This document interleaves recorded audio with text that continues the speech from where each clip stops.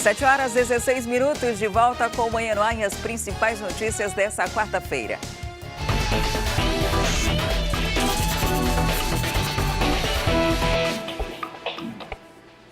O número de desempregados no Brasil chegou a mais de 13 milhões de pessoas, revelou a Pesquisa Nacional por Amostra de Domicílios. O dado foi divulgado pelo IBGE em junho e, de acordo com o levantamento, o brasileiro ainda anda desanimado em relação à vida. A pesquisa mostrou também que, enquanto aumentou o número de desempregados, o índice de trabalhadores informais aumentou. Com um serrote na mão e alguns pedaços de madeira, Gabriel constrói a própria oportunidade. Desempregado desde 2015, a confecção de miniaturas de caminhões foi a salvação quando a situação financeira apertou. Eu tinha mês que eu mandava 400, 600 currículos por mês, entendeu?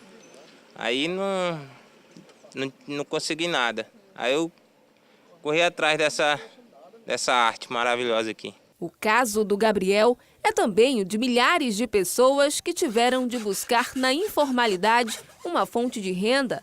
Segundo dados revelados na Pesquisa Nacional por Amostra de Domicílio, a PNAD contínua do IBGE, o percentual de pessoas trabalhando sem carteira assinada cresceu 2,5%, o que significa que houve um acréscimo de mais de 560 mil pessoas atuando por conta própria. Acaba sendo um reflexo do que o país vem passando, ou seja, se a gente está tendo um crescimento de desempregados, sem sombra de dúvida, esses desempregados vão buscar uma outra fonte de renda alternativa. A explicação para tanta gente na informalidade, claro, está no desemprego, que no Brasil, segundo o IBGE, já atinge mais de 13 milhões de pessoas. E não é só o desemprego que está em alta, a desesperança do brasileiro também. De acordo com um levantamento feito pela Confederação Nacional da Indústria, o índice de satisfação da população com a vida caiu para 64,8 pontos. É o menor nível desde junho de 2016. O brasileiro vê que o país está com uma situação bem insegura, ele se sente retraído. Então, sem sombra de dúvida, que a posição, a tendência é que ele se retraia e tenha receio, sim, do desemprego. A pesquisa da CNI revelou ainda que nunca os brasileiros estiveram tão preocupados com o emprego quanto agora. Em junho, o índice que mede o medo do desemprego cresceu 4,2 pontos em relação a março e atingiu a maior marca nos últimos 22 anos. Para a economista, esse clima de pessimismo ainda deve demorar a passar. Uma soma de fatores, né? Ou seja, você se depara com situações políticas, né? Você se depara com uma série de operações. Como você se vê diante disso tudo? Ou seja, isso gera uma total incerteza, uma total insegurança, sem sombra de dúvida, e a tendência é que o brasileiro ele se retraia e que com isso as coisas, digamos assim, caminhem um pouquinho mais lento. Diante do cenário atual, Gabriel já nem pensa mais em voltar a trabalhar de carteira assinada e quer que, no futuro, o negócio, hoje informal, se transforme em uma pequena empresa. Eu estou querendo montar um ateliê para mim trabalhar só nesse ramo, trabalhar só com miniatura, entendeu? Você fazer carro de passeio também, carro de colecionador, qualquer tipo de arte eu sei fazer. E quem já teve contato com autismo sabe a dificuldade de diagnosticar a doença. Como consequência, a descoberta tardia da doença é muito comum. Mas um projeto de lei que tramita na Câmara Municipal de Manaus pode ajudar a mudar essa realidade. A ideia é fazer as instituições de saúde e as creches aplicarem um questionário que ajude a identificar os primeiros indícios do transtorno. Ivone percebeu que o Cauã era diferente das outras crianças, quando o menino era bem pequeno, mas o diagnóstico só veio bem depois. Andei em vários médicos até chegar num que conhecia sobre o autismo, o neuropediatra, e que diagnosticou ele com 3 anos e 6 meses. Esta psicóloga defende que quando mais cedo o tratamento do transtorno for iniciado, mais chances a criança tem de se tornar um adulto produtivo. O desenvolvimento dela vai ter aquela evolução e aí ele vai apresentar menos dificuldade já na fase de 5 anos, 6 anos. Isso só vai facilitar e ajudar ele a ter uma vida melhor. Na Câmara Municipal, a discussão é tentar implementar um questionário nas redes públicas de saúde e educação da capital. Este vereador propõe 23 perguntas sobre o comportamento de crianças entre 1 ano e meio e 2 anos. A partir das respostas dos pais, ele acredita que vai ser possível fazer uma triagem e encaminhar casos suspeitos de autismo para especialistas. O projeto está em análise na Comissão de Finanças. Para o vereador, a medida pode gerar economia para a cidade. O município vai ser mais eficiente na abordagem e no caminho a ser dado para essa criança que precocemente tem o transtorno do autismo.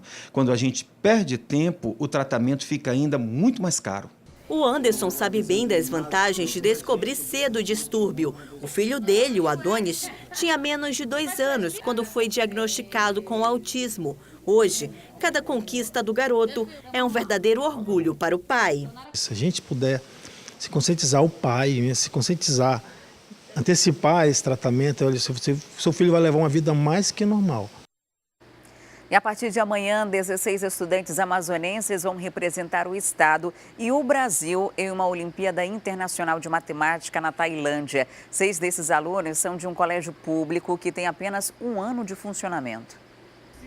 Eles embarcaram essa madrugada. 6 alunos, mais a professora de matemática, mais a diretora da escola estadual, professora Lecita Fonseca Ramos. Felizes, afinal estão indo representar o Brasil em outro país. Mas antes deles embarcarem, fomos conhecer o colégio e entender como essa escola pública, localizada numa área periférica da cidade e com apenas 1 ano de funcionamento, já conquistou tantas vagas num evento tão importante. E aí encontramos a Yasmin e o Felipe, que já embarcaram para a Tailândia. Encontramos eles na aula de raciocínio lógico. Apenas 23 escolas no Amazonas têm essa disciplina. O raciocínio lógico, ele ajuda, né, na interação, ele anda junto com a matemática. Então, ele ajuda no processo cognitivo dos alunos, né, para organizar o pensamento na hora de resolver qualquer questão matemática.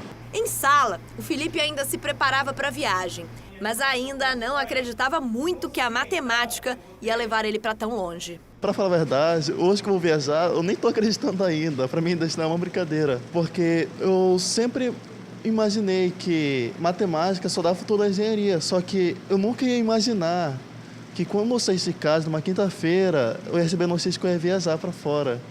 Então, isso é uma grande alegria. Não só para mim, mas como para todos os meus familiares, e eu tenho a agradecer.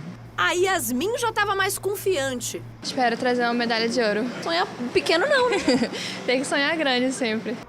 Dessa escola, na verdade, foram convocados 12 alunos, que acabaram esbarrando no idioma. Além do domínio da matemática, os 6 que embarcaram também estão com o inglês na ponta da língua. A Letícia acabou ficando por aqui, por esse motivo, e agora vai torcer de longe. A gente quer o melhor e quer que eles tragam também o título para a escola, porque assim como a gente representou eles, toda a escola aqui em Manaus, eles devem representar também a escola e a região norte lá. As Olimpíadas na escola e o sucesso de tantos alunos acabam servindo de motivação. E depois de uma viagem dessas, as inscrições para as próximas devem ser ainda mais concorridas. Ano que vem é na Índia, com certeza, eu acho que isso vai incentivar bastante, não só a matemática, mas como o estudo da física, da química e, é óbvio, outras disciplinas que são tão importantes quanto a matemática, mas principalmente a matemática, que é um desafio para os nossos alunos e principalmente para os nossos professores fazer com que o aluno goste de matemática. Os pais, nem preciso dizer, né? Estão numa felicidade só. O Robson, pai da Yasmin, tá só orgulho da filha e satisfeito com o colégio. Demais, orgulho enche os olhos, né? Vai trazer medalha, será? Tem que trazer, né? Mas o fato de estar lá já é uma conquista, já é medalhista só por estar participando dessa Olimpíada, com certeza. E para quem insiste em dizer que a matemática é difícil, segue o conselho da Letícia. Eu acho que as pessoas elas põem a dificuldade na frente, no caso. Eu não consigo. E elas deveriam tirar esse pensamento de eu não consigo para como eu posso melhorar, como eu posso fazer. Então, a matemática ela pode não ser tão complicada, mas a gente só precisa de um jeito novo de ver. Mais um colégio público de periferia, mostrando que, quando há boa vontade, tudo é possível. Inclusive, 6 alunos embarcando para a Tailândia para disputar uma Olimpíada Internacional de Matemática.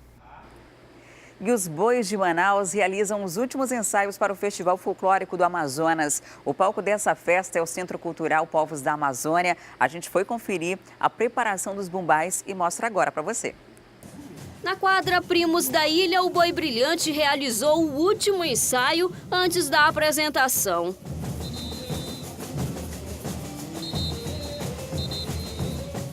Nós estamos ensaiando desde março e nós estamos querendo buscar mais uma vez o título. Com o tema Ascensão Tribal, o Boi promete levar para a arena um pouco da história da evolução indígena no Amazonas. Nós sempre procuramos escolher temas da região, de preservação, de conhecimento da história do Amazonas e também das nossas tribos, como começou desde aquela época até hoje. Ao todo, 800 brincantes fazem parte da apresentação. Os itens mostraram que estão preparados. O Brilhante é o primeiro dos 3 bois de Manaus a se apresentar na arena do Centro Cultural Povos da Amazônia durante o 62º Festival Folclórico do Estado do Amazonas. O evento começa nesta quinta-feira a partir das 7 da noite. Na sexta-feira é a vez do boi que mais coleciona títulos, o Garanhão, que já foi 13 vezes campeão. O atual campeão do festival faz os últimos ajustes. Com o tema Batuques e Terreiros, o Corre Campo leva para a arena um pouco da cultura afro-indígena. Isabel, que defende a figura da mulher mais bonita da tribo, diz que esse ano a coreografia traz um bailado diferente. Uma coreografia diferenciada dentro da nossa temática, trazendo movimentos tribais que são comuns da Cunhaporanga e um pouco de afro, que é para ter uma conexão com o nosso tema e fazer o diferencial para os jurados.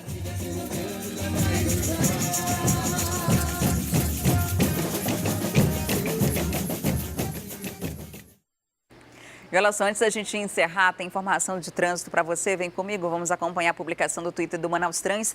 Uma colisão entre veículos na Avenida André Araújo com a Rua Gabriel Gonçalves. Agentes de trânsito estão no local e o Manaus Trans pede que o condutor esteja atento, porque isso com certeza causa uma lentidão. Essa aqui é a rua que dá acesso à Morada do Sol, que dá acesso também ao Parque 10, dependendo do caminho que você vai usar por aí. Então costuma ser uma rua com trânsito bastante intenso nesse horário. E eu vou ficando por aqui, desejando para você um excelente dia, uma ótima quarta-feira. Não esquece que amanhã, bem cedinho, a gente tem encontro marcado. Você fica agora com a nossa programação ao vivo. Tá vendo aí o Fala Brasil, Hoje em Dia e Alô Amazonas. Tchau, tchau. Até amanhã.